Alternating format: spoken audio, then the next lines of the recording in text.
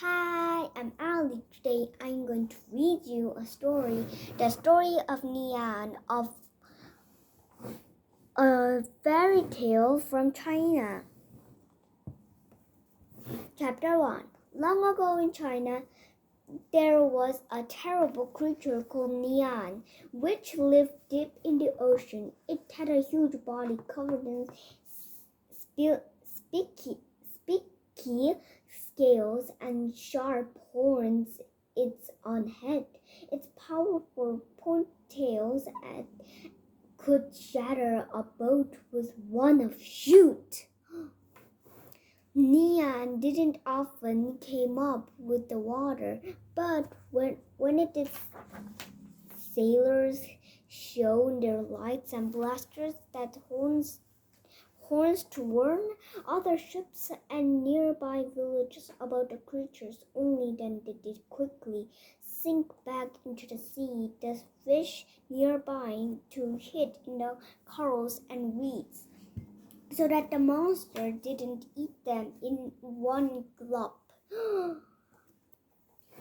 Thankful, for most of the time Nian stayed at the bottom of the ocean. But this is too dangerous. But the fish has to. But I don't think it will eat fish because it's too small, so you have to eat many of fish.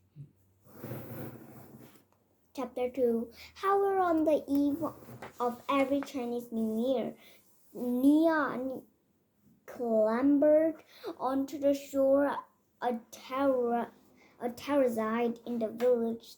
It attacked the village folk. It charged at the animals. It gobbled up the crops of the destroy whatever was in its path. Then it looked for other villages to attack. Everyone cried, "Run, run!" as they heard its stomping footprints approaching. People fled from the villages into the mountain to escape from the beast. When they returned after the monster had gone, they saw everything in ruins. Many of the houses were flattened in grains in the barns were scattered all around. The crops in the farms were destroyed. The animals that the village had left behind would found killed or jungled. It was a sad, sorry sight. It's coming from the sea. Oh.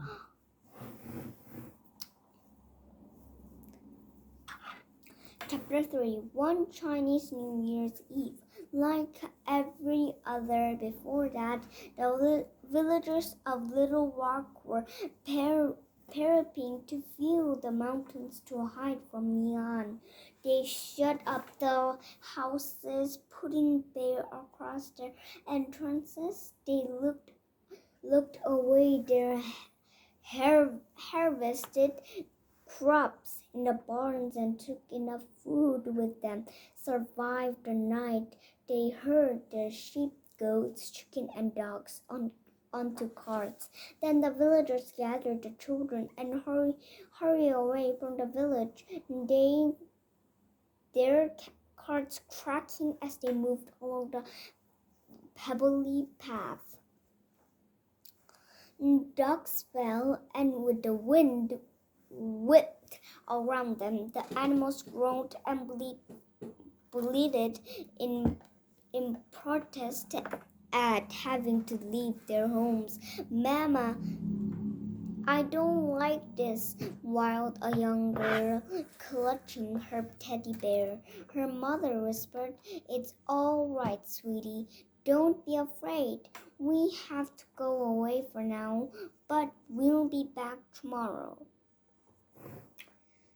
Chapter 4. "What's going on, Papa?" asked scared little boy as he ran along beside a cart. "Son, be brave," his father said. We are going to the mountains just for tonight to keep out the way of Nian, the monsters from the sea. As they continued along the bumpy path, a gray-haired man in a red cloak appeared from among the bushes. The stranger had a low, flowing beard and a twinkling in his eyes. He looked calmly at the second before him and said, "Let me stay here one night, and I'll get rid of Nian for you." This man? Yeah, I think. Are you mad, old man? The little boy's father shouted. For years, no one has been able to stop the monster. What makes you think you can? You must come to the mountains with us. No, I'm not going with you, the old man replied. Do you know how cruel Nian is? It will tear you to the pieces. Just jump onto the cart here and we'll take you with us. But it was no use. He shook his head and started walking for the ocean. The villagers had no choice but to leave the mountains without him. The little girl kept looking back hopefully, but the man didn't follow. Instead, he started into the indigo sea, waiting the Nian to appear. But he knew the creature would only emerge when the day ended and the new one began.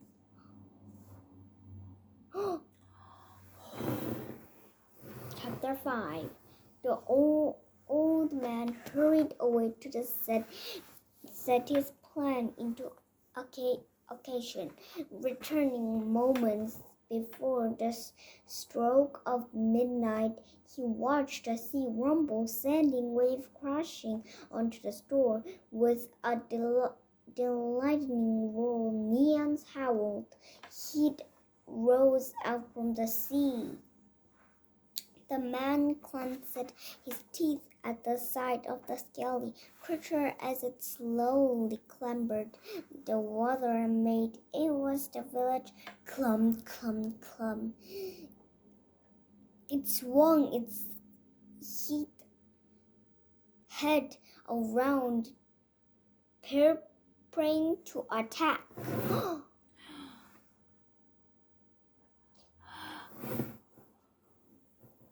But as it drew close on the village, it heard a loud burst of explosions which rattled like thunder in its ears. Boom, bang, bang.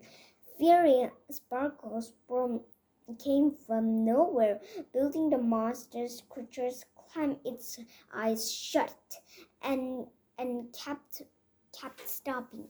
Nian didn't know the sparkles came from the old man in the red cloak. He'd guessed Nian was scared of the bright lights and loud noise because it always bled their sailors' spotlights and horns at sea.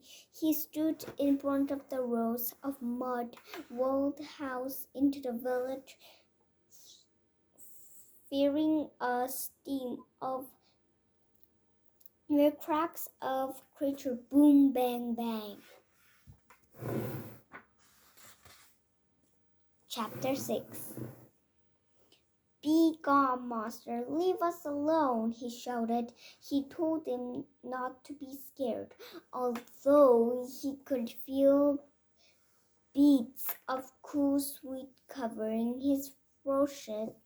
He was Nian tremble as the fiery sparks rained down, and the creatures ran towards the houses to hide, yelling, "Ah!" Chapter 6. As soon as Nian reached reached the house, it sank to the ground, shivering with fear. The wooden doors of the houses were not their normal pull down. Instead, they were red from the top of the bottom. Like the firecrackers, which was the work of the old man, his own house in nearby village was a meeting place, and it had red flags outside. Although the monster had also attacked that village, it always left the man's house alone. The old man guessed that Nian hated red, and so he did stuck stripes of red paper across every single door in the village.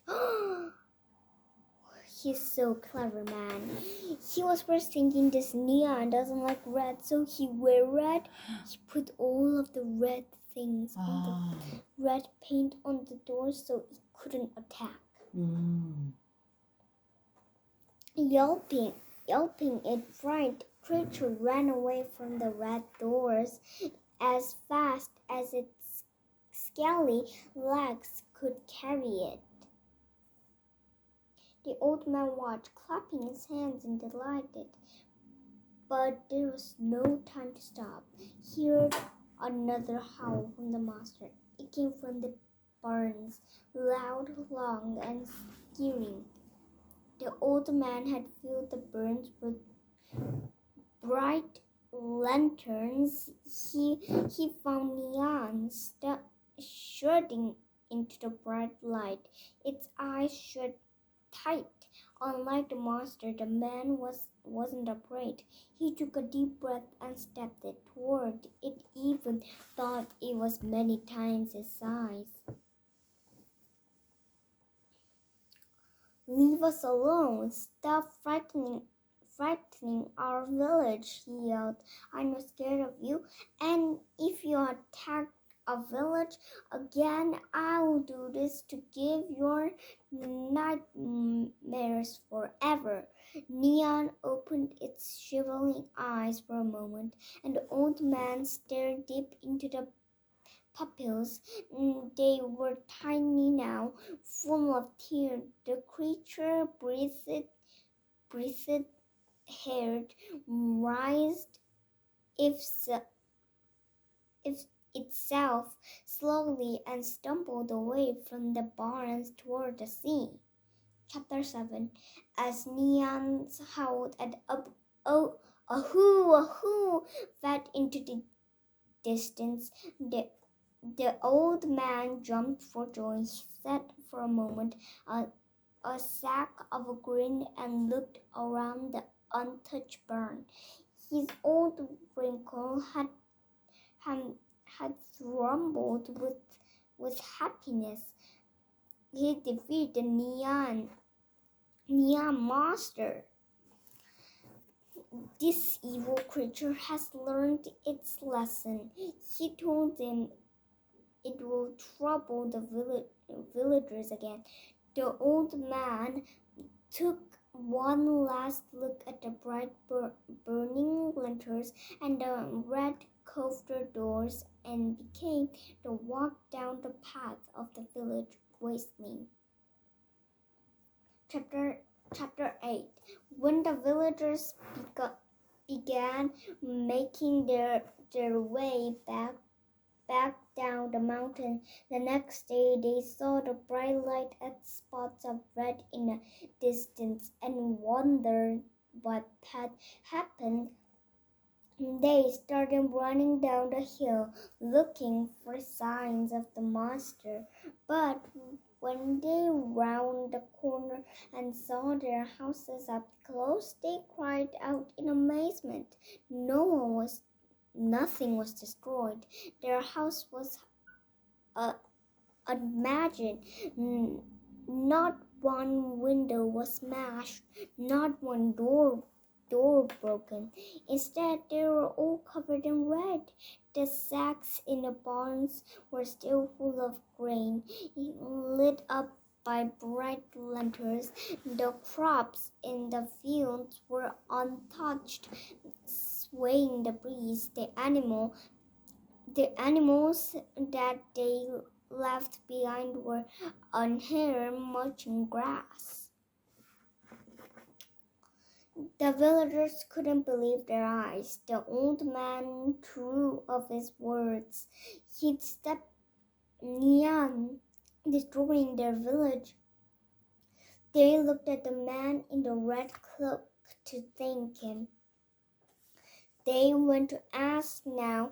He knew what Nian was scared of, but he was gone. However, they didn't forget him. Tales of how the old man defeated the monster spread from village to village, far and wide. Finally, people were no longer afraid of Nian. Chapter 9.